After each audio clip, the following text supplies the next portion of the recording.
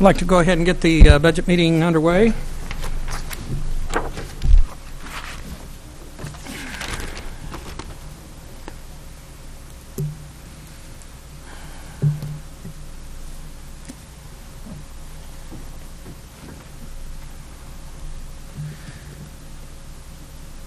Okay, I'm going to call the meeting of the Budget Committee to order. We'll start with the Pledge of Allegiance, led by Carlos Graham. I pledge allegiance to the flag of the United States of America and to the republic for which it stands, one nation under God, indivisible, with liberty and justice for all. Welcome to the August 26th budget meeting. Emily, would you do the roll call, please? Fitzwater. Present. Graham. Present. Hensley. Present. Hussey. Present. Kimna. Here. Mahalovich. Here. Prather. Here. Schreiber. Present. Ward. Wiseman. Present. Okay. I'd like to go ahead and start the budget meeting with any notes or updates from staff, from the Finance Department. Any notes or updates? Okay. From the Administrator, City Administrator, Steve? No. I don't know if any of the departments have. I don't think you have to turn on, Steve. Okay. And then I'll open up to any of the departments that had anything to open us up with. Okay. So I think our procedure tonight is to go ahead. It's about time to start resolving the parking lot and to vote those items in onto the parking lot, and there's offsets. If that's to everybody's pleasure, what we'll do is we'll take all the ones that haven't been voted. We'll take the one that is the proposed spend, and then it's offset as we go down the list. Is everybody clear with that? There's only one item that has already been voted on, is the lapse, and that's already been voted on. Okay? We'll start off with Councilman Hensley. Thank you, Mr. Chair. If I could, I would just like to say a couple brief things about the proposed offsets. I believe the items that are on the parking lot to be additional funded items, I believe, Mr. Chair, you moved the Chapter 353. You moved the Chapter 353 contract onto the parking lot. I did. And then I suggested the summer law clerk, the part-time prosecutor clerk, and the citywide internship program. And so far, we have found appropriation for about $21,000 of the citywide intern program. So there's about $530 left to be funded by other means. But just with respect to the line items in the proposed offsets, I went through the budget book and identified these as points in the mayor's proposed budget where we could budget closer to what's actually been spent over the last 3 years, without really, hopefully, affecting too seriously essential services. Again, these proposed cuts would still result in funding that is within the range of what's actually been spent the last 3 years. And it's not because of any personal or philosophical problem that I or anyone else might have with any of these particular line items. It's just we have a tight budget, so we have to be extra careful and thoughtful about how we appropriate every single dollar in the FY 2020 budget, and it requires extra focus. So that's the entire reason that these particular items were highlighted, and that I brought them to the entire committee. I will say if we fully fund, or if we accept all of these changes, if we fully fund the items that are on the parking lot right now, the contract, the clerk positions, and the rest of the intern program, my intention would be to suggest that we move any additional approved cuts towards some of the police department priorities that Councilman Graham is leading. So with all that being said, I would just move that we begin discussions of these particular additional funded items and the suggested offsets. And I thank you. Okay. Any other comments? Yeah, Mayor Turgeon. I have a question too about a couple of items on the parking lot, and I guess starting off to saying I did not add any of the pink sheet items in the mayor's approved budget, and of course now the parking lot process is adding things and taking some out and finding that balance with the priorities which you all are talking about now, and I appreciate that. But the reason I didn't fund any of those at the time was knowing that we have some, with some of the uncertainty with the tornado, and that's something that I still felt very cautious when I presented this budget to all of you. So I want to keeping in mind that there may be some things out there that we may have to do some upfront funding, and I wish we could talk about a few of these things even maybe a little bit later in the year, but I know that the budget is due and we have to move that forward. But I'd rather feel more confident in some of that. But I do have a question, because one item was not in my budget because it came up after, but the item 2, or the PT prosecutor clerk, and I was at the admin meeting when that came forward. But a question on that specific position: does it have to be at that level, or I wasn't exactly clear on what the requirements are, but do we need somebody maybe that many hours? Could we reduce the hours and still meet kind of some of the minimum standards that would be required in that office, or do we have to start with that full 15,000? Go ahead, Counselor. I believe the 15,000 is based on 16 hours a week, which would include the full court day on Wednesdays and then an additional day in preparation. I'm not sure that the desired effect that the city prosecutor, the desired augmentation of her workforce would be that she desires would be achieved in anything less than 16 hours a week. I think that's probably a starting point. But as the specific number came from the city prosecutor herself, and is not my, that's not my number. So, but that does reflect, the budget number does reflect 16 hours a week. Would that be something you could take back to her and have that conversation and ask if it could be done with any less to begin with and build up from there? I certainly could. Okay. Just a suggestion, and really it would be up to council, but I know it was something that kind of came after the fact, and so we're still learning about that particular item. Thank you. Okay, thank you. Council Lady Weissman. Thank you. Mr. Molman, do you know if they're still having are they having one Friday a month court, or are they having? No, the since former municipal judge Walker left in January, I believe there was an existing docket of Friday cases through mid-February. Once those were cleared, no new dockets were scheduled. I don't believe they've had a Friday court since February.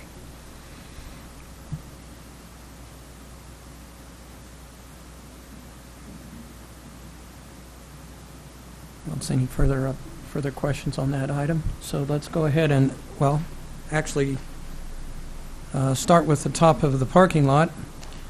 Do we need a proper motion in a second to work down through the parking lot? I think that's the chair's pleasure. You can do it at the beginning or you can do it at the end. Okay. I will say that we treated these parking lot items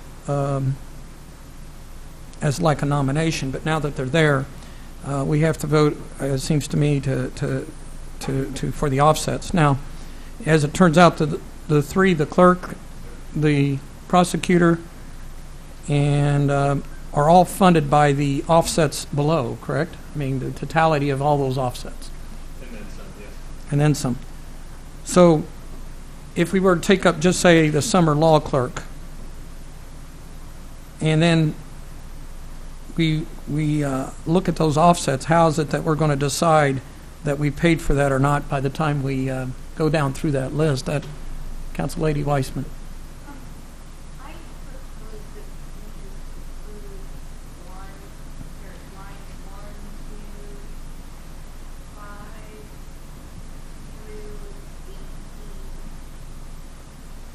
Since we talked about those last time, and then we can talk about the last seven.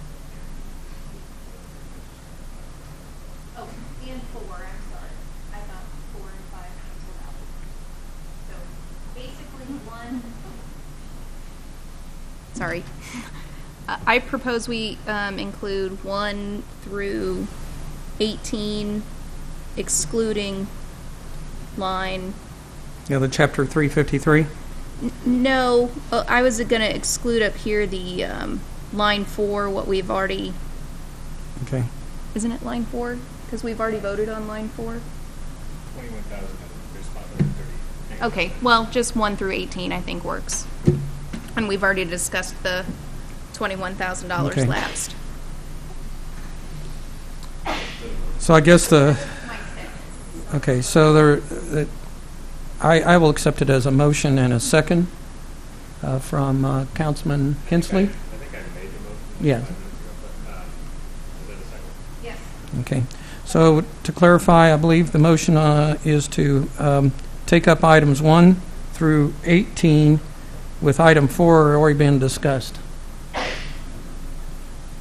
So the motion's properly made and seconded, therefore let's have discussion on that. Can we get the numbers? Excuse me? Get the, I like to, what's the proposal as far as the expenses versus the income with the offsets? Is it equal? Yeah, we're going to have to back out That's what those I'm wanting those to know. items before we can. Because you can't really make an uneven Mr. motion. Chair, the proposed additional funding, including the $21,000 for the intern program, was $56,697. And the proposed offsets, which again includes the $21,000 in the blocked sweep, was $67,200. So there is just shy of an there's just shy of a $10,000. There's just over a $10,000 difference where additional cuts exceed proposed additions. Okay. Councilman Prather. I would propose that we narrow it down to offset by the money. We can't really pass something that's really not equal. They need to equal each other. You can't just pass it, with the deficit on the expense side. It's not going to work. We have to have offsets. Councilman Hensley. This isn't going to stop the process, and we have a couple $100,000 of additional items to discuss either tonight or next meeting, and I believe this is exactly how we did it last year. It is not. I proposed a slate of additional funded items last year and a slate of proposed offsets, and they were not even, and I believe we found additional uses for the resulting offsets that didn't have a... Before it was passed, I didn't let it get voted on and pass until we had equal debits and credits together. It did not happen. So you want to vote on each of these line items separately? I don't care as long as they're equal. I mean, you can vote them all together if you want. And then the offsets, as long as it equals, the number's equal. I don't care how you do it, just as long as it equals. Yeah, again, I have no ownership or particular interest in any of these offsets, but it's just a matter of how long we want to sit here. Councilman Hussey. I guess I'm a bit confused. What I'm hearing the motion being made is what, 66,000 roughly dollars in a reduction to expenses, and an additional 56,000, so that it's not as though this motion would put the budget in a deficit. If anything, if passed, it would add potentially $11,000. Okay, I thought you were saying it was just the opposite. We had more No. expenses than credits. then Okay, I that's guess why my- I was asking. I wanted the actual numbers. And again, my second point would be that, I mean, it's our prerogative as a committee as to what that final motion and how we vote on it. And so even if it entered us into a deficit of $11,000, the offset would be something like pulling from fund balance. And so Yeah, we chose that we would not go through the fund balance to pick up that money. We're trying not to do that. That's just not I sound think accounting we've principles. operated with unwritten rules without formal policy. My I'm point just would saying that's be- not sound accounting principles. Yeah, and I understand that, and if something came to a vote, then we all would have a say in that matter, but in this Right? instance... It's a very liberal look at it, yes. I think last year we wound up cutting a few $100s more than we had used for, and that was just less spending. I would prefer at this time, I think, for a parking lot standpoint, is to pull off the items that hadn't been motioned, made, and seconded, and they will have they'll have their opportunity to get back on there, the cars and the police officer. But for the purposes of knowing what we're voting on, it seems to me that the addition of those items or the subtraction, or just push them off to the right side so they're not a part of the addition. The items that are highlighted right now, from the 5,167 Okay, addition down to the negative 1,000 under PW operational supplies, all of those that are highlighted total a negative $25,203. So basically, there's $25,203 more cut from the expenditures than added with those items highlighted.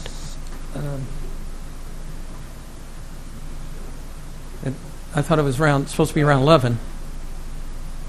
It is. We didn't include line number 19. Okay. I think, was the motion to include the 19? I didn't think so. I did not. Okay. 19, Okay. Okay. So you had it correct.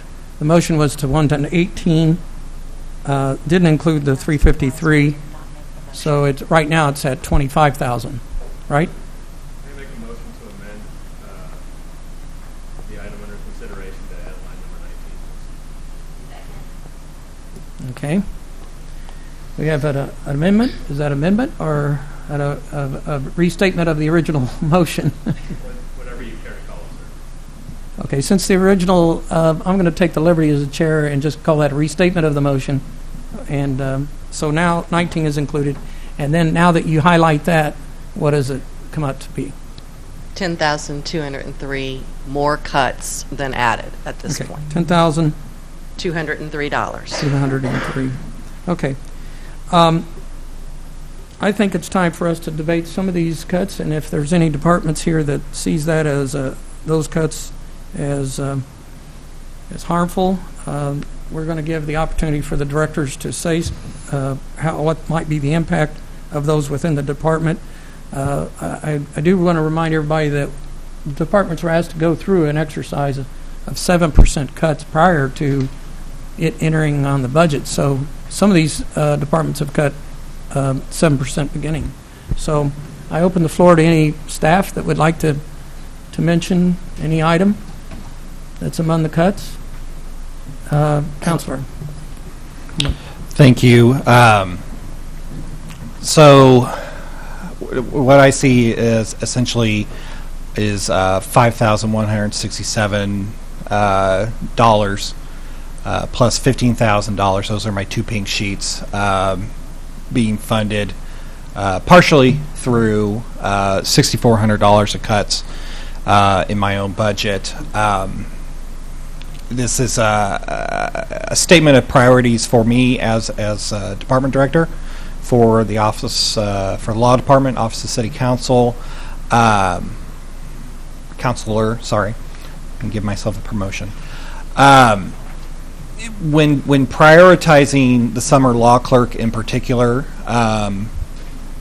with the dues and publications line item and the training and education line item, I am hesitant to give that my endorsement, and one of the main reasons why the 2019 budget was really kind of the first budget that I could call my own. that I think I had a good handle on. The 17 budget was not mine. I did not propose it. The 18 budget, I was learning what I was doing. The 19 budget was really the first time that I had a good handle on what we were doing, and I think that probably hews closer to what I would like that department to be able to do. And so if it's a matter of priorities, I would say that I would prefer not to sustain the cuts to my core budget in exchange for the summer law clerk. That is not to say that if going through the 2020 budget and it gets time to determine whether or not a summer law clerk is warranted, that I wouldn't look at savings that could happen that year and see if that is something that we could institute. Maybe even at a lesser level. The 5167 represents a 10-week internship. This summer we did a 8-week internship that seemed to work out pretty good. And so that could be funded at a lesser level. Essentially what I'm asking is, I would say don't make those cuts out of my core budget and allow me the freedom to determine if these budget numbers are where they need to be, and then proceed or not with a summer law clerk further into the budget year. I would like to recognize the City Councilor Training and Education budget included an increase of $2,000 this year. That is because of increased interest in doing training for the city prosecutor. The former city prosecutor was not interested in the training that I had in mind for the city prosecutor.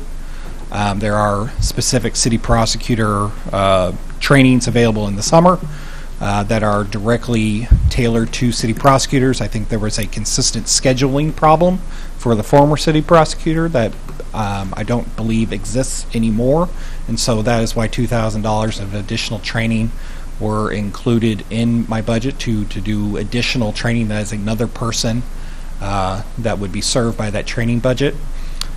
So that's kind of my case. Is a matter of internal priorities for me. I would think that it's my feeling that I would rather maintain my core budget proposed as opposed to getting the law clerk. And I do not want to foreclose the possibility that there may be savings within that core budget, and if that is found, we would look if we could fund the law clerk out of my own budget, which is not how we funded it this year. So I guess that's my pitch. Okay. Does any of the council want to take up that further that discussion, Councilman Hensley? I just have a question for Councilor Molman. It's not on the screen right now, but your budget also includes a line for professional services. Yes. And 16 to 18 spend on those was roughly $24,000 to $36,000, and the budget for this year is for $9,000, which obviously is a fairly substantial difference. What sorts of things would fit into the professional services line item, and do you expect to need all $9,000 now for that? It seems like maybe there was a big shift in how certain things were done from one year to another. So here I'm trying to get to this. If you could, go ahead and give us the page number if you have. No, I think I got it. Right. Well, no.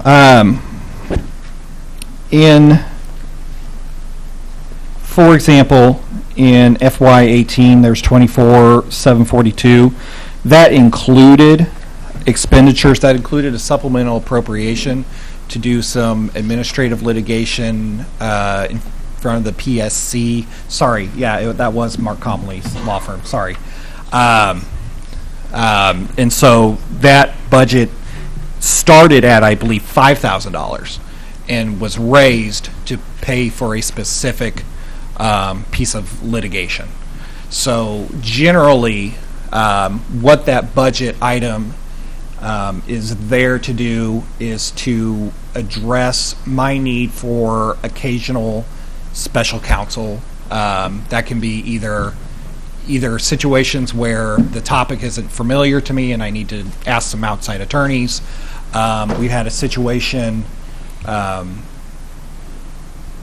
believe it was this year, where we had to hire outside counsel because it was not appropriate for me to answer a legal question, so I hired an outside independent firm to answer the question.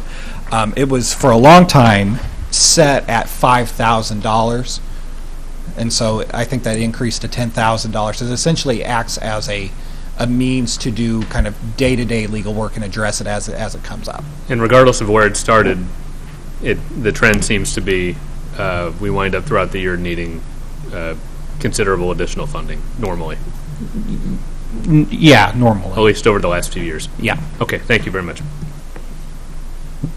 Okay. Since the counselor brought up those items, is there any further discussion on those items that he was discussing, number items 1, 5, 6, and 7?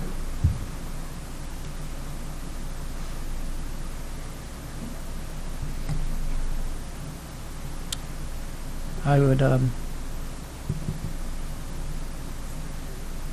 okay, any, yeah, Council Lady Counselor, I Ward. have a question regarding the PT clerk. Yes. Since if we hire that position, is it right to assume that one of your employees will be freed up for 2 days? No. No? No. Okay. So how is it being handled right now? Generally, I would say that the work is not getting done.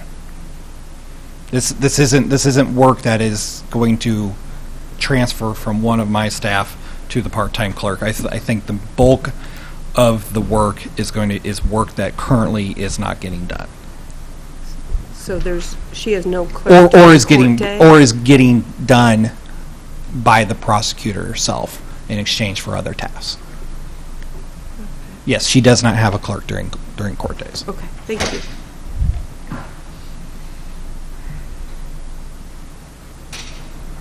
Councilman Fitzwater. My comment on it would be we hire professionals to give us advice. And he's asking to add $6,400 back in the budget, take $5,100 out, with a difference of about $1,300. We've got $10,000. So I would support making that transfer. I mean, I don't know how we accomplish that, but it seems like a reasonable request. Do I hear a second? I'll second that. Okay. So we have an amendment to the main motion to eliminate items 1, 5, 6, and 7. I believe that's fairly accurate. Item 1, 5, 6, and 7 off the parking lot. Any discussion? Was it just... I only addressed 6 and 7. Okay. Okay. Thanks for the clarification. 1? The total is $6,400, which does include the city councilor office supplies. My main concern is regarding dues and publications. So I can't read that. 6 and 7. The intent of which is $5,900. So the intent of the maker of the motion was 6 and 7. Okay. So it's only 1, 6, and 7. We're in clear understanding of that. Okay. Any discussion? Any further discussion? Looks like we're ready to vote on the amendment. All those in favor of the motion to eliminate 1, 6, and 7, say aye. Aye. Opposed, say nay. Motion has it. Okay. Can you make that adjustment, please?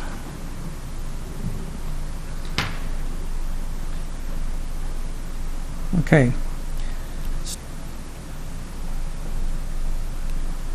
Any further discussion on the motion to the main motion now, as amended, for items 2, 3, 5, 8 through 18. Boy, I hope you followed all that. Okay, Margie. Well, you'd asked if there was any other department directors that wanted to speak on the line items.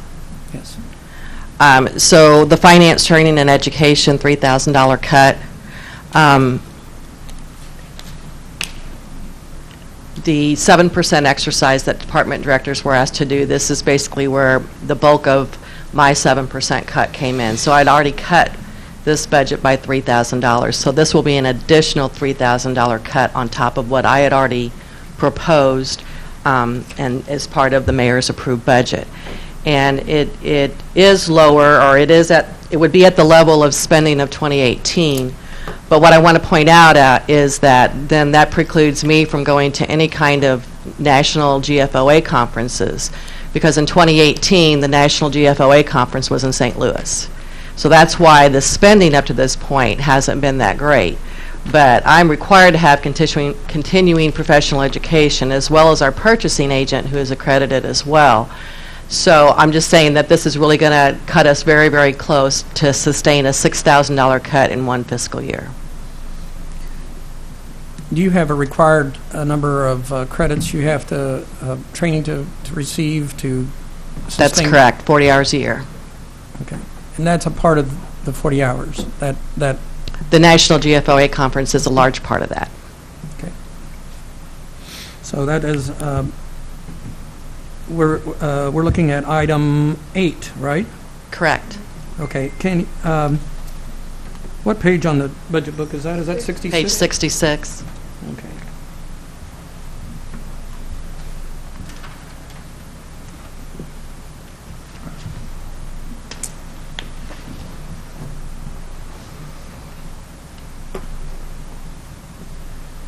Any discussion? So if we Councilman you didn't have that money, you would not be able to pay for your continuing education, basically. I definitely would not be able to go to the GFOA conferences. Okay.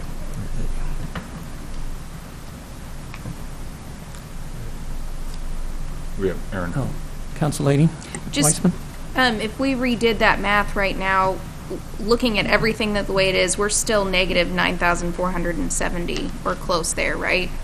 I'm trying to keep track. I'm just making sure that if we take it out, we're still not even close to. It should still be positive. Is it? Yeah, because I think we'd be at like 6,000. $9,470. Yeah.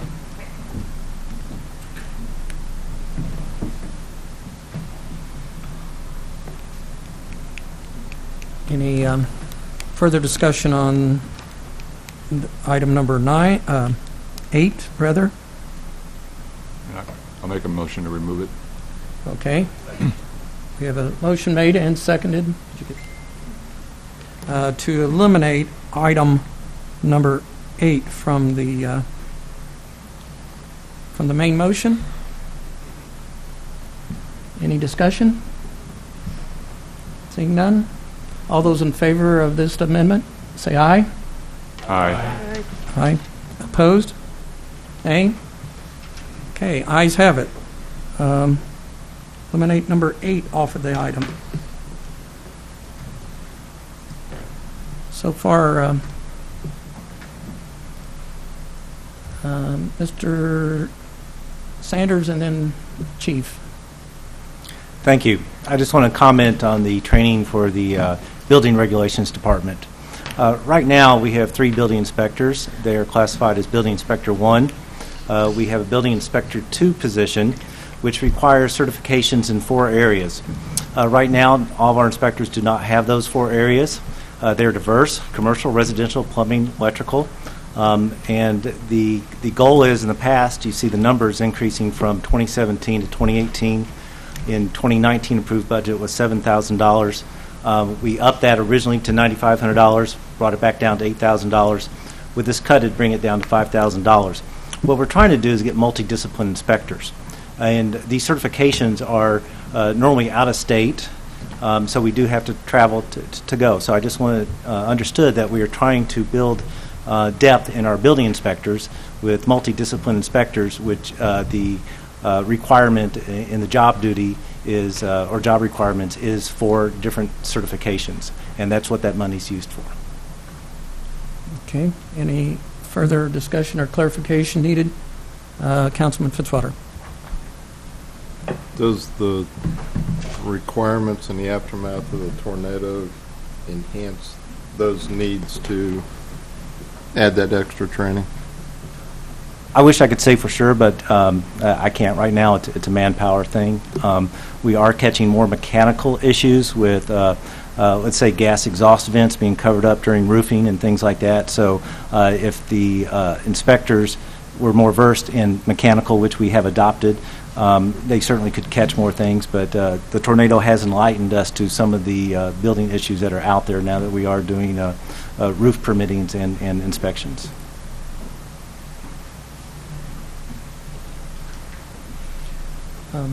Any further discussion? Is there a way that can be enlarged just a little bit? The parking lot, I don't think it can, Garrett. It's hard to read on the screen. and I'm trying to find the total where we're at right now. Is it there's a 20,000 in the upper right? Is that what it is? No, the upper right, that 295,709 includes the 6 police vehicles, police officer. Okay, so then could you provide me the I don't think so. total?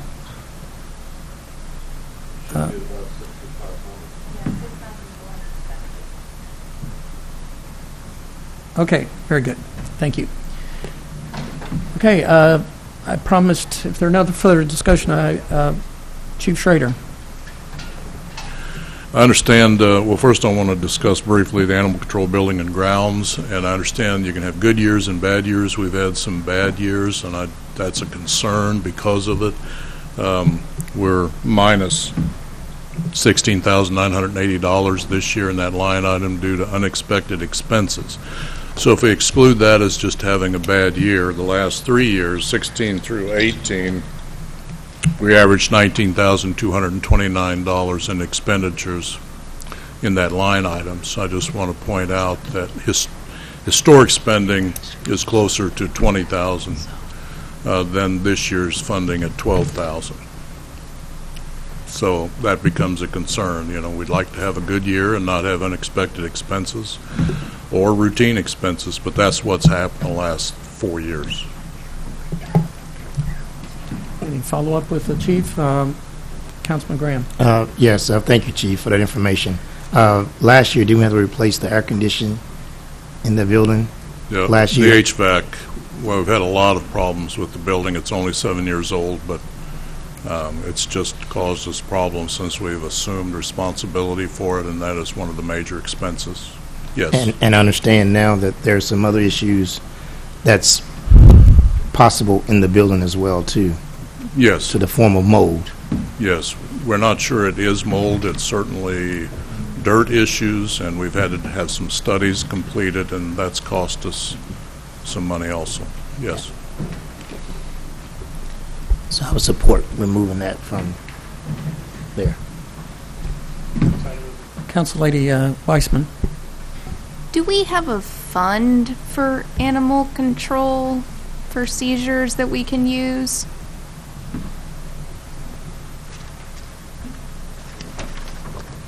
Yeah, there is a restricted fund, and this the amount that's in it at the end of FY18 for the animal shelter is $69,597, and that's basically from people that have donated money with the provision that it be for the animal shelter. So that is why it's in restricted funds. So it can only be used for that purpose. Let's continue. So if we have issues with mold, can we use that fund to fix whatever mold problem there might be? There could be a supplemental out of that restricted fund, yes. Well, I would add that we want to be sensitive to the reasons that people donate to that fund. So I would prefer to talk to the people responsible, some of like Friends of the Animal Shelter, those groups that generate that money. Certainly we know it's there, but sometimes they have other intentions, other purposes they have in mind. That's all I want to point out. Councilman Graham. One other piece that with Councilman Wiseman point, didn't we increase the adoption fees for animals for this upcoming year?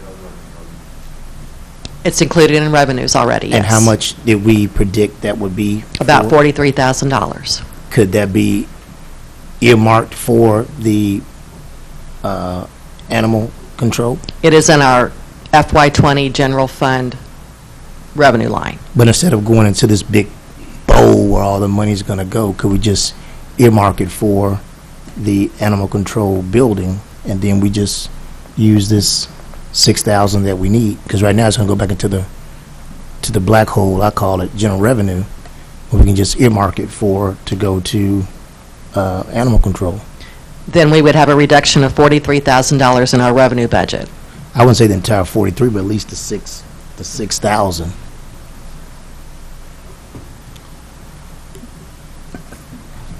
Then you need an offset, is that right? We need an offset, yes. I think it's already included in the balanced budget proposed, as I understand that. Council Lady Ward. Do we know how much is in that fund that Councilwoman Wiseman just asked about? The donation to, did you, 60? Is that what you? 69,000. I'm sorry. At the end of FY18, it was $69,597. And what is generally paid out of that? Has there been anything, you know? It hasn't been used in a while. I'd have to get the history on it. That's what is remaining at the end of FY18. There's been nothing spent out of it in FY19.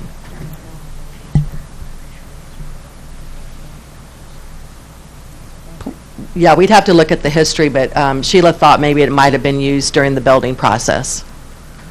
Because, I mean, I don't want to speak on behalf of anyone, but I would think a healthy environment for not only the animal caretakers, the animal staff, and the animals themselves would be a worthy thing for that money to go to. But that's just my...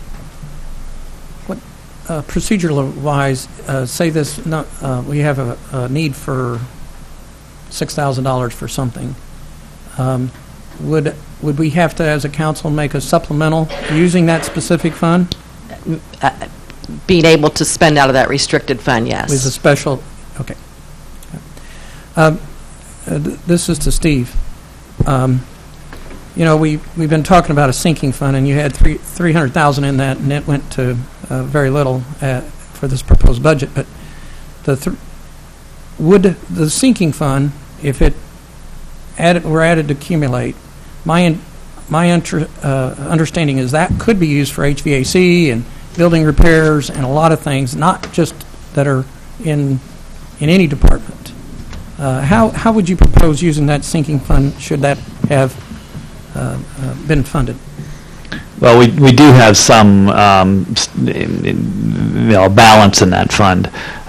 We calculated different expenditures that we anticipated for various facilities over a period of time.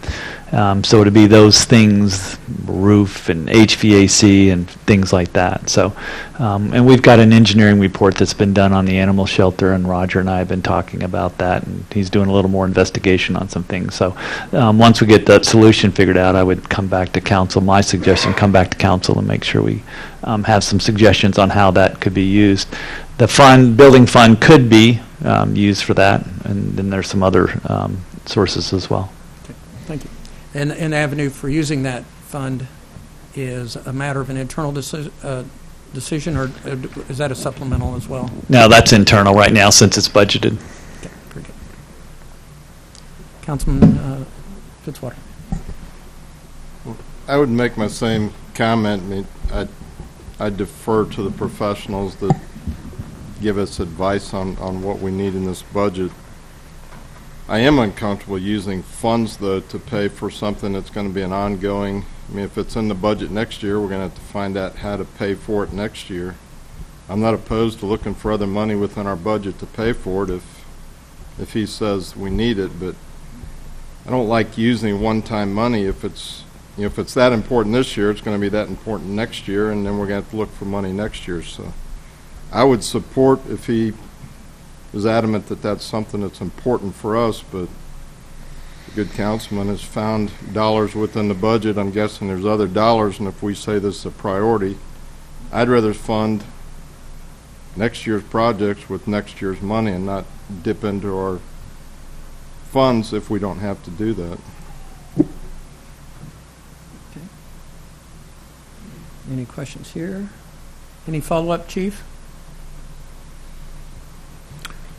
No, if we could delay the decision so we could talk to some people that are part of those donations, I would feel more comfortable. I'm not arguing against it. I just would like to at least bring them, embrace them into, you know, kind of why they have the money there, why they donated it, that type of thing.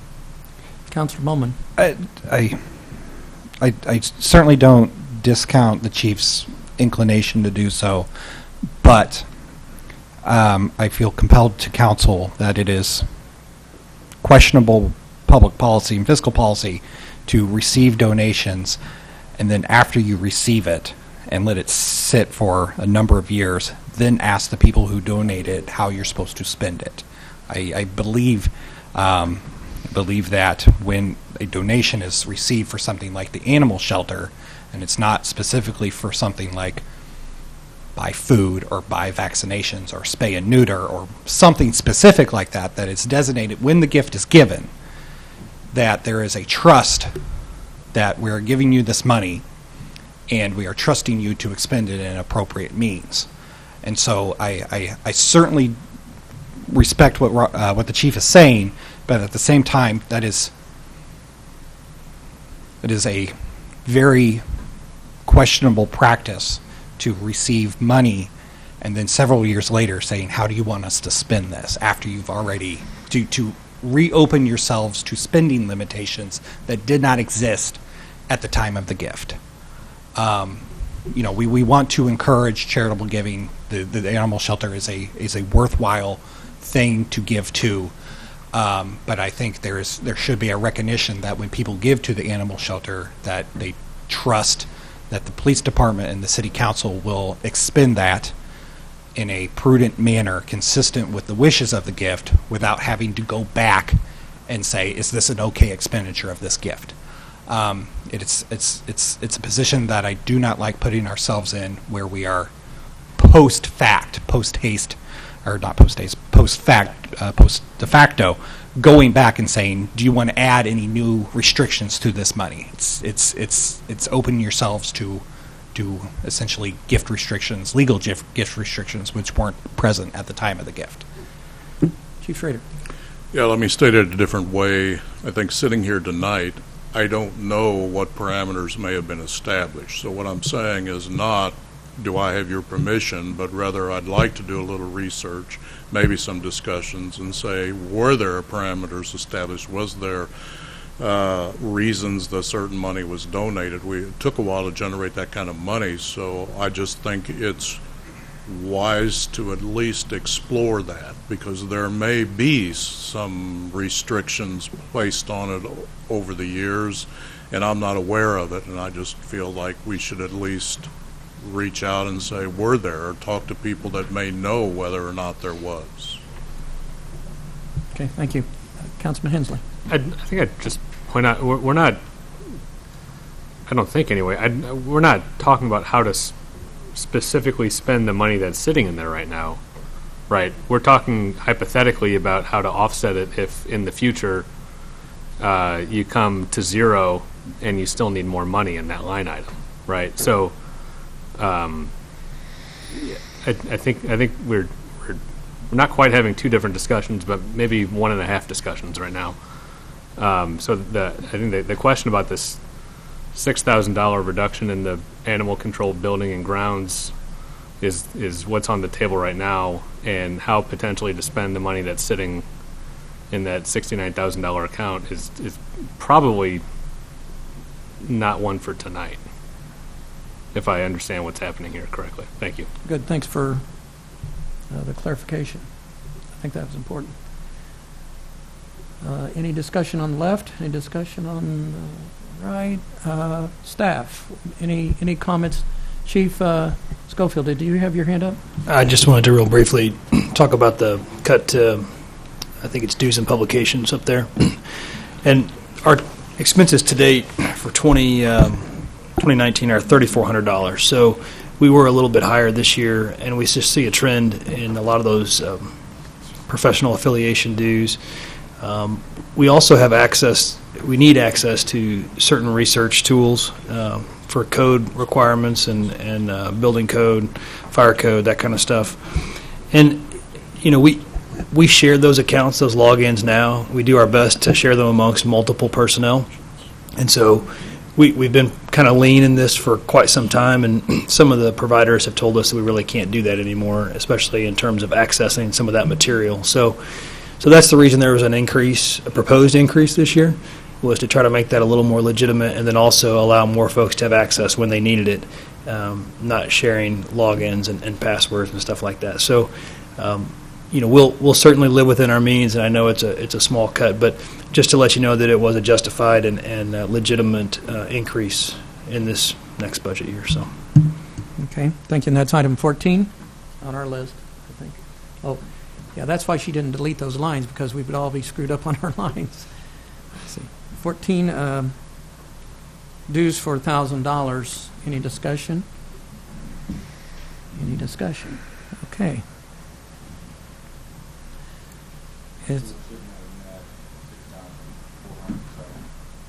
Yes.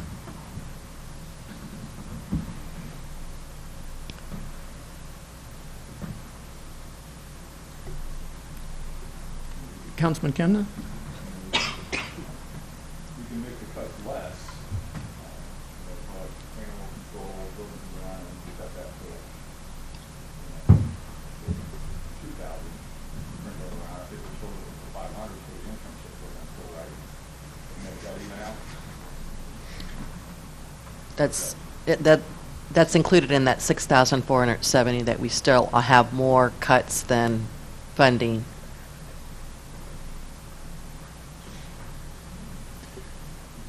So if that's your desire, you could put that in the form of a motion that you could reduce it by a set amount as opposed to the full amount. That, yeah, we can.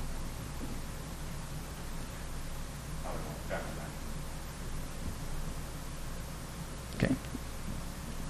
So who's got the math right now? Is it $6,000? That's what I had. Okay, 6,470 is. Okay. Any further discussion? Left? Right?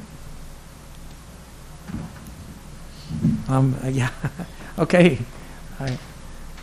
I think that I don't see anything from staff. I think we're prepared to vote on the proposal, which is on the board right now. It includes what you see there, except for lines 20, 6 police vehicles, and line 21, 1 police officer, correct? That's correct, right? Okay. I think we're going to do this roll call. This is a fairly large vote. So roll call, please. And this is for items 2, 3, 5, and 9 through 18. That is correct. Okay. Fitzwater. Aye. Graham. Aye. Hensley. Aye. Hussey. Aye. Kimna. Aye. Mahalovich. Aye. Prather. Aye. Schreiber. Aye. Ward. Aye. Wiseman. Aye. Motion passes. Okay. So we have ourselves the start of a parking lot and some good changes. I think that moves us to 6 police vehicles to be taken up.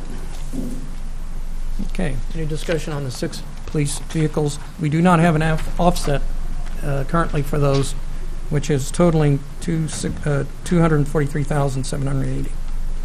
Councilman Graham. Yes, thank you, Mr. Chair.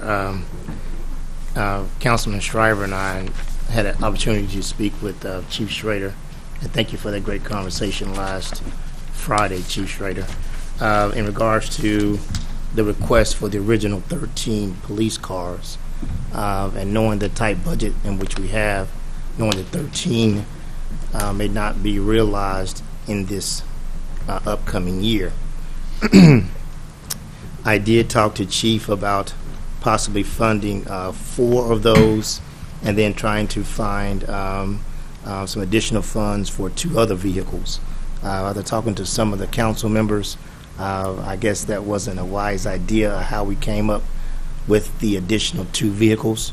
So at this point, I'm just going to ask that the 6 police vehicles come from sales tax G, in which we have also purchased fire trucks and vehicles out of as well. So the offset would be to come out of sales tax G under the police line item. So that's it. Okay. I'll second that. There's a motion made and seconded to have the offset for the police vehicles to go to sales tax G. Is there a line item in sales tax G that we need to focus on, or we know what it is? Or does it matter? That's a part of the motion. Okay, very good. Any discussion? Yes, Margie? So, are you referring to page 333? Yes. So is there a particular line? There are about 4 or 5 lines that are related to the police. Well, I just looked at the one that says police renovation and upgrade, so that's the one I was looking at, the $300,000. But if we can pull them from different ones, it. Okay. We're going to add that as a friendly part of the motion? Yep. Yes. Okay.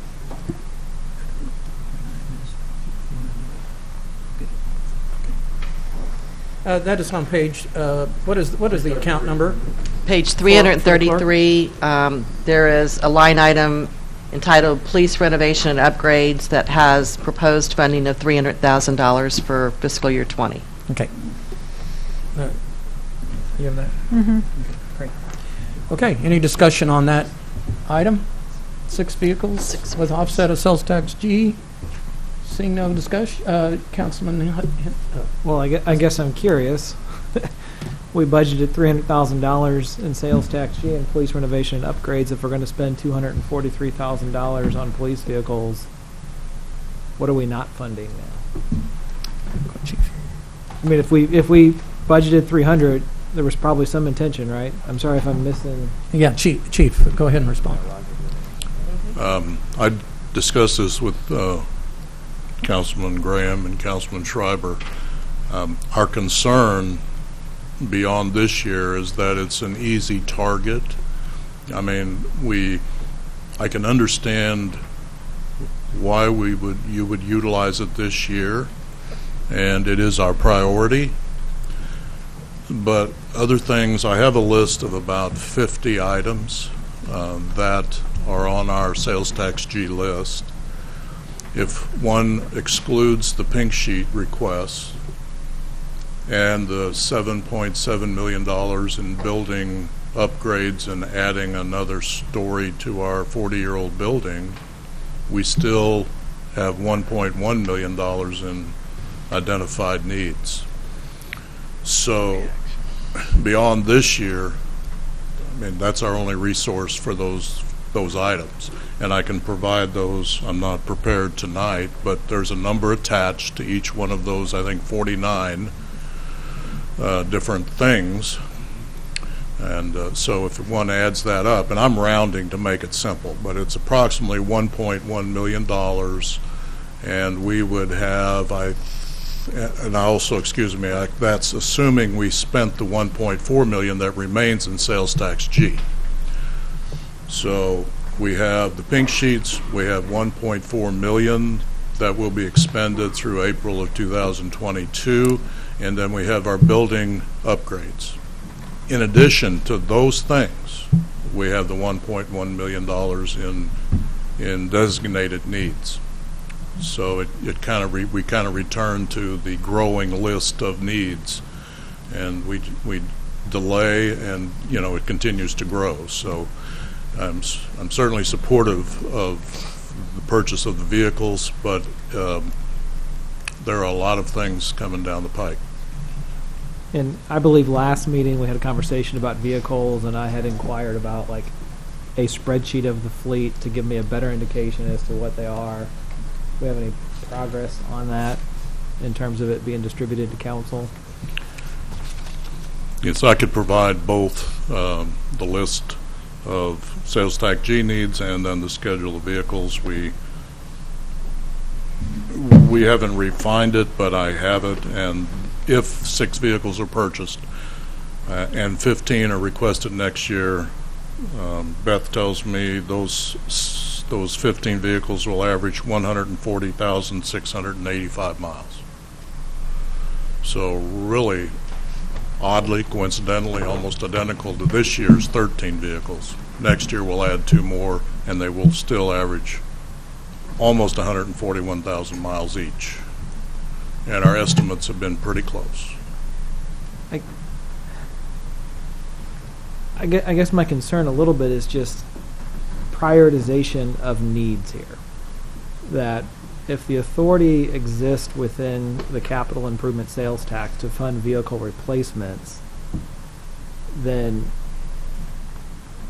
can that just be done through that process without the need to come to the council? And then those other items that were intended to be funded out of capital improvement sales tax should be pink sheet items. That it feels like from where I sit that the items that were intended to be funded out of capital improvement sales tax funds this year to that $300,000 line item were determined to potentially be a higher priority than the vehicles, or were cramming vehicles into a line item that it's not intended for. I don't know if I'm being clear on that, but it just, I guess before I knock out almost $250,000 of spending in that particular line item, it seems to me that there was something designated for those funds. And it would be good to know what exactly we're now putting off by not spending them. Like, I know it's 6 vehicles, but if we don't spend $250,000 on police renovation and upgrades, what am I putting off? Because those were going to be spent in 2020. You've got a good question there, I believe, and there's somewhat of a practical sense. When we go to the voters every 5 years, in 2017 we offered this up in the newspaper, vote yes. And so the language, I think, directs us somewhat to the expenditure of those sales tax G funds. Matter of fact, I would never stray from them. Under police, $5 million, 20%. Public safety, $5 million, 20% fire and police. And police has field equipment, building renovations and upgrades, emergency sirens. I think the emergency sirens have been purchased, I believe. I'm not sure. It says what public safety projects were funded by the sales tax, what were funded. It says the police department received funding for equipment replacement, upgrades, as well as funding for an emergency response vehicle. So the proposition here, the verbiage is the police department will receive funding for station renovations and improvements, upgrades, and improvements to the 911 and emergency operations center. It will also be used for vehicle and personal safety equipment replacement and upgrades. So it's within the scope of what I recognize your argument, but is clearly within the scope of what we told voters we would do. I'm not questioning that it's within the scope. I guess my question is, we don't necessarily have a whole lot of say as a council over what specifically those dollars are spent on sales tax G until the contract for an item is brought to us, right? Right now we kind of budget line items and we budget specific general revenue dollars. So that $300,000 in that particular line item, for those dollars to be spent, what action would need to be taken other than just passage of this budget for particular items within there? Or is that strictly at the discretion of staff at that point to make that determination? Is that a fair? So for example,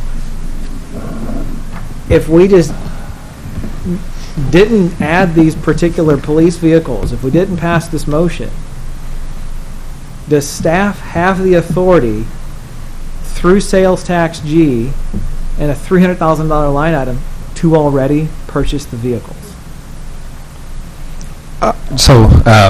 From a practical, technical level, no.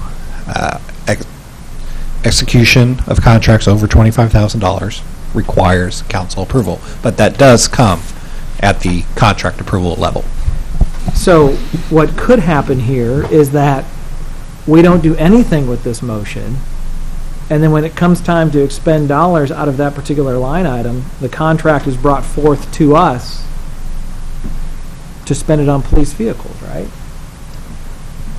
What we're doing right now is directing what we want staff to do with that $300,000,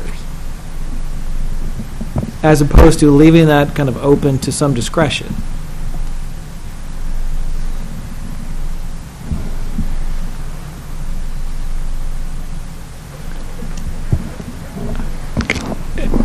Oh, excuse me. Yes.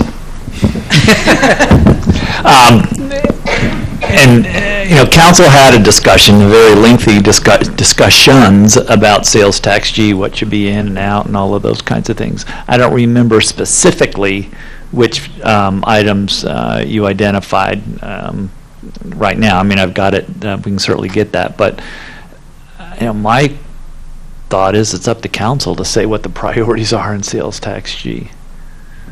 And then obviously there's the technical piece when we get out and we bid it and we bring it to you and you approve the contract and all those kinds of things. But if I follow up on that, just to hold the floor for a little bit longer, but we don't do that. Had Councilman Graham not made this motion tonight and we did not do anything in the police cars, we weren't going to discuss how to spend that $300,000 in that line item. Well, I don't know what that discussion was about. I can tell you that several times I have suggested sales tax G as an appropriate opportunity for purchase of vehicles, in addition to some others that were in the letter that the mayor did, leasing being one of those, and you want to go into debt, we can go into debt on different things like that. So I think sales tax G was a discussion that was had, and whatever those projects were, you all decided that those were the projects based on that conversation. Now, the world may have changed a little bit since then, and we can go back and revisit how we got to that point. But I do think it's a council decision then as it is now. So can I put you on the spot for a second? Do you feel like, as city administrator, you have the authority to spend sales tax G dollars on vehicle replacements? I don't without coming to council. Okay, thank you. Now, Council Lady Weissman. Do we have a drug forfeiture fund that we can draw from, or some other federally, I guess, seized funds that we have that we can use for police cars? Councilman Wiseman, that was my next venture. But I don't know if you want to go there right now or not, but that's my next venture. Okay. Chief?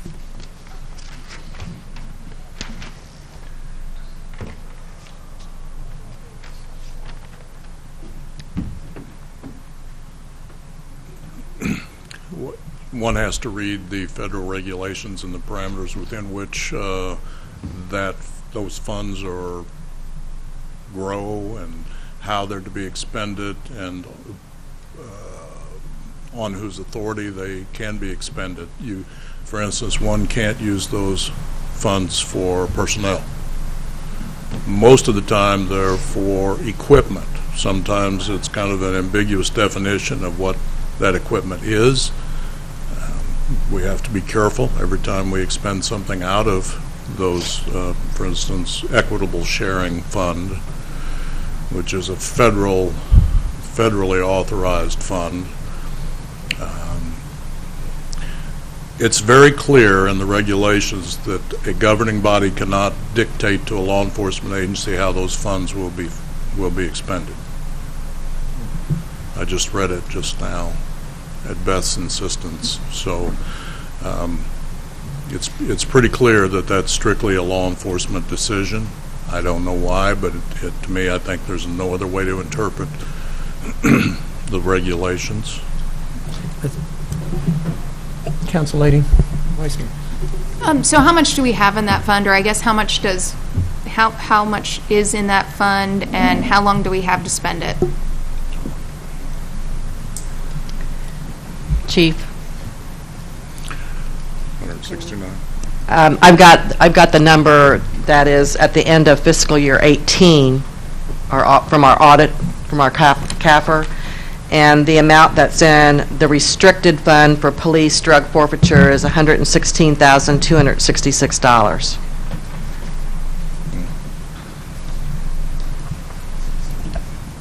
And it earns interest, so that Correct. changes from year to year. And in fact, month to month, if the courts award us additional money, then that will deviate.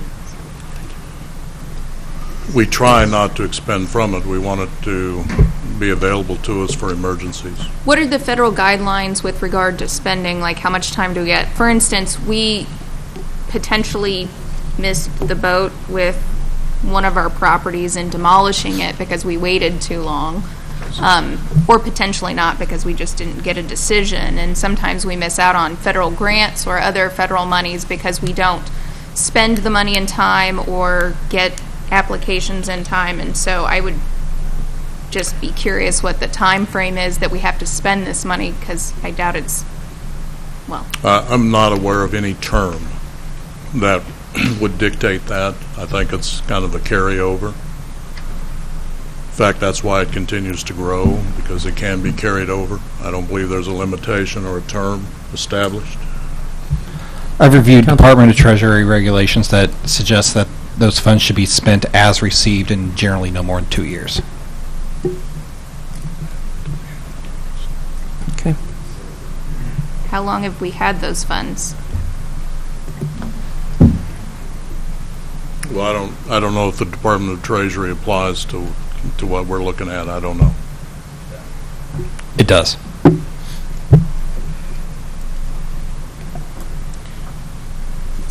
Question now. Councilman Graham. So I wanted to make sure that I understood you, Chief. So we cannot use any of this funds to fund a police officer. Is that what you're saying? Correct. Okay, what about a police dog? Well, we have to research it more than. Can you research that for me? Because I think we're needing one. Yes. So if you could research that for me. And I know we have a meeting on Thursday with public safety, and you were going to, well, I know there's a motion on the floor. I'm sorry. There is a motion on the table. Councilman Hussey. I have a question about another pink sheet item, but it's related because in my mind it deals with vehicles and maintenance of the fleet. And so I'm curious, we talk about 6 vehicles and 15 here that are high mileage, and this is for Mr. Marash, just to wake you up again. Page 231 is a pink sheet item about replacing a vehicle maintenance lift.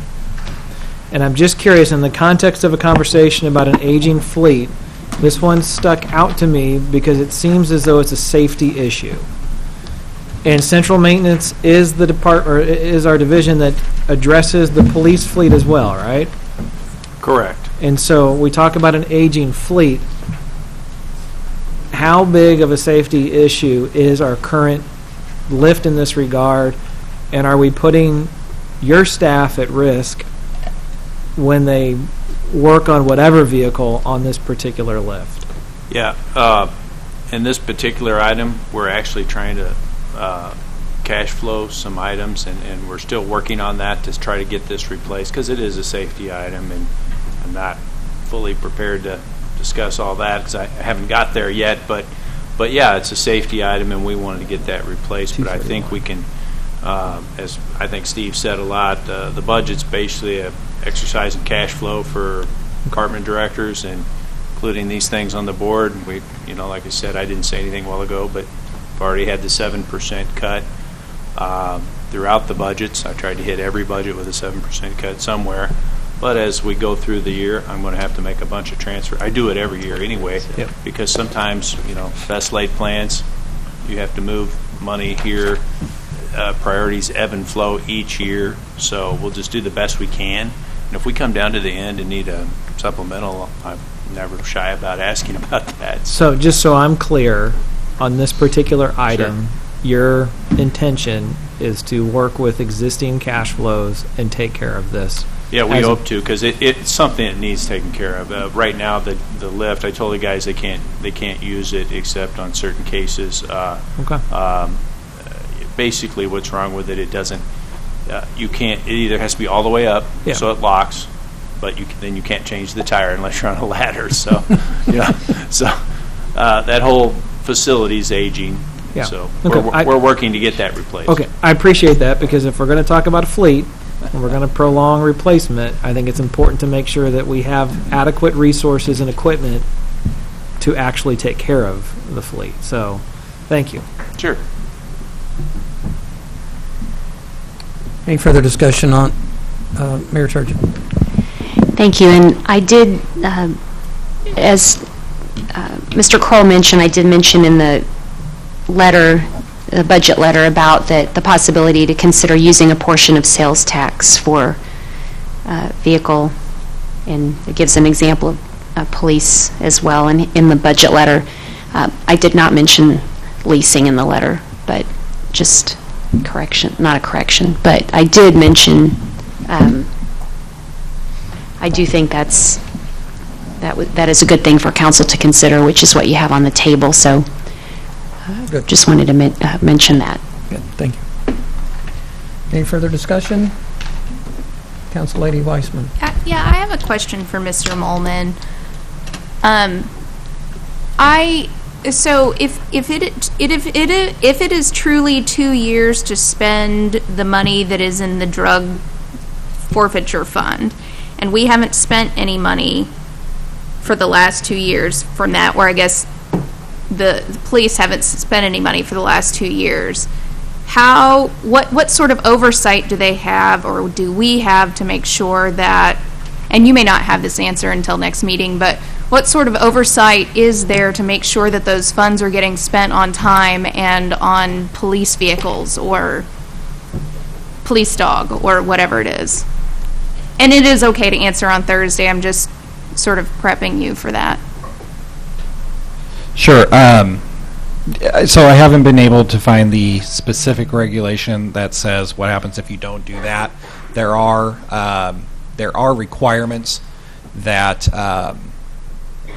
this information be provided as part of an annual audit, and it is included within our annual audit. And so there is a mechanism for Department of Justice and Treasury to have this information, essentially what that fund looks like. But I haven't been able to spot anything that says if you don't do this, then this is what happens. So I would need to take a little further look as to exactly what those parameters are. And just to add, we did look at this line item this afternoon, and the last time that there was some money spent out of it was in 2015, and it was for in-car video cameras for about $85,000. Okay, good, thank you. I think we're, I don't see any discussion to the left and right, so it appears that we're prepared. Councilman Fitzwater. Can you restate the motion that's on the floor? I certainly can. By the clerk shall at this time have the motion stated.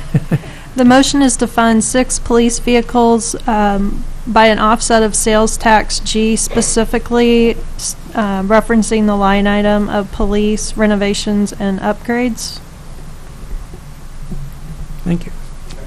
Okay. Since we're prepared to vote on that, so therefore we'll just go with roll call on this. Graham?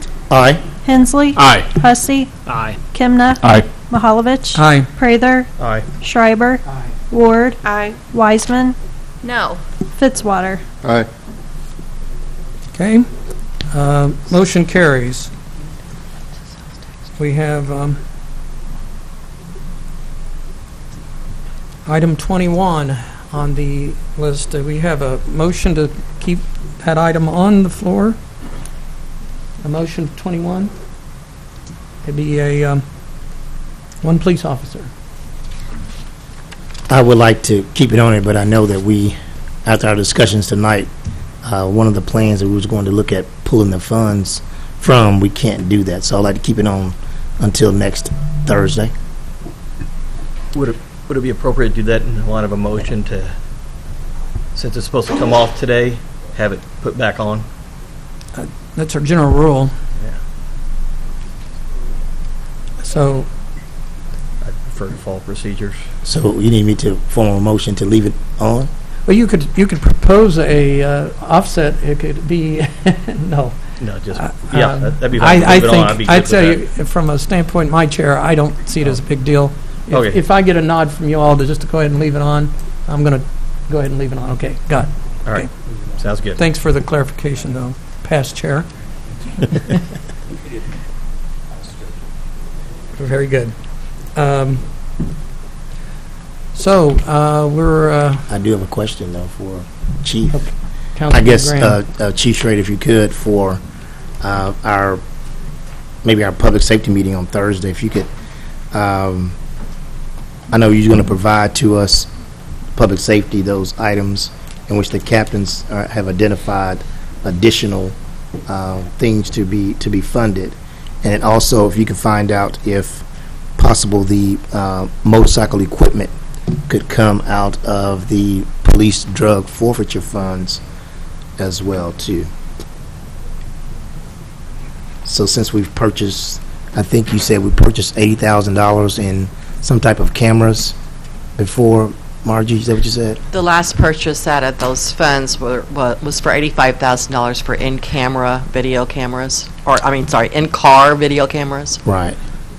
So if we could look at that, Chief, and then also for our drug dog that's getting of age. If I may, I suggest maybe the regulation we see is that governing bodies should not be involved in that. Gotcha. So I strongly suggest we not discuss those things. Okay.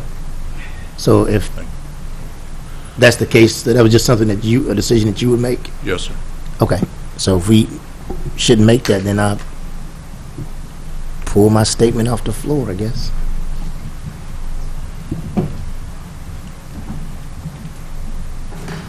I would also offer the list of vehicles and their mileage, and I'll bring that to the committee meeting also, if you wish. Okay, thank you. And then, like I said, on Thursday we can discuss the police officer and how we get to that. So.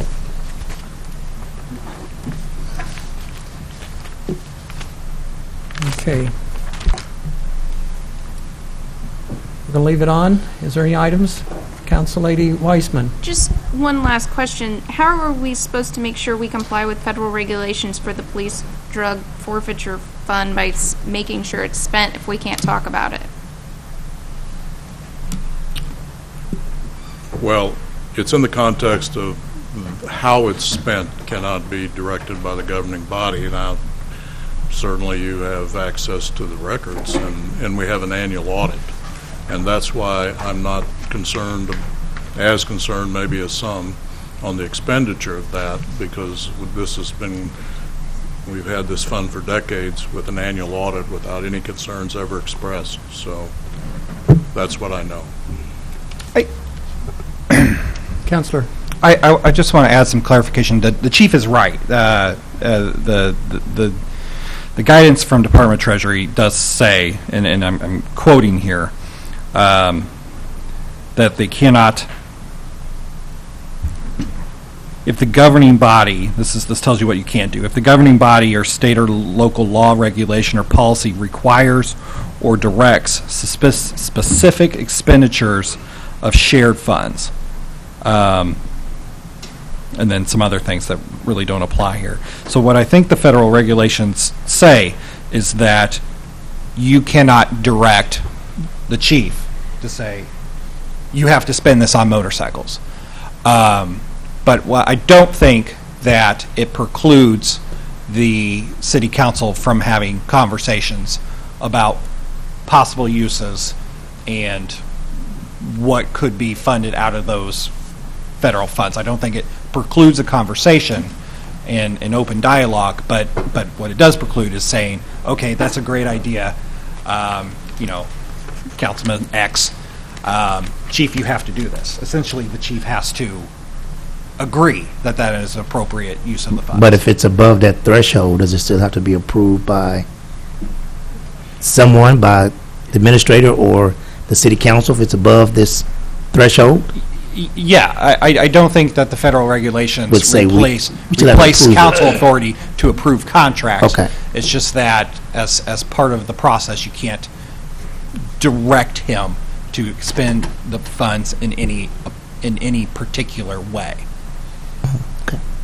Yeah, I don't know if it makes any difference, but I wouldn't expend anything unless I conferred with Mr. Kroll. I mean, I don't unilaterally enter into those kinds of decisions or embrace others also. That's not what happens. Right. No, sir. And I didn't think so. I was just asking the question because we was talking about the piece that we can't direct you to, spend those funds in a certain way. I was just asking about the other side of the process as it relates to being approved. So that's all it was. Okay. Can you provide us with an update on health costs, and is there going to be some refinement of those things within the budget? Do you anticipate? We had a meeting today we've had several meetings, but we had a most recent meeting today with the broker, and we have another one on Wednesday or Thursday? Wednesday. They're finalizing some information that we needed. So there's a range of possibilities, one of which is the money that has been proposed would be sufficient, but the risk is a little bit higher, and we can talk a little bit about that risk being related to expenditure, experience. And the other is increasing some rates and premiums and what impact that may have. So the timing is just doesn't work out very well, but we hope to have that for Thursday. Very good. Any directives? I'm sorry. Gail, anything to add to that, wherever you went? No, I think that's everything. All right, sorry. Any directives to staff for, Mayor, do you have any closing comments? Thank you. Very good. Our next meeting will be August the 29th, 5:30 in these chambers. Councilman Weissman. Lady. Okay. Second. All those in favor say aye. Opposed? We stand adjourned.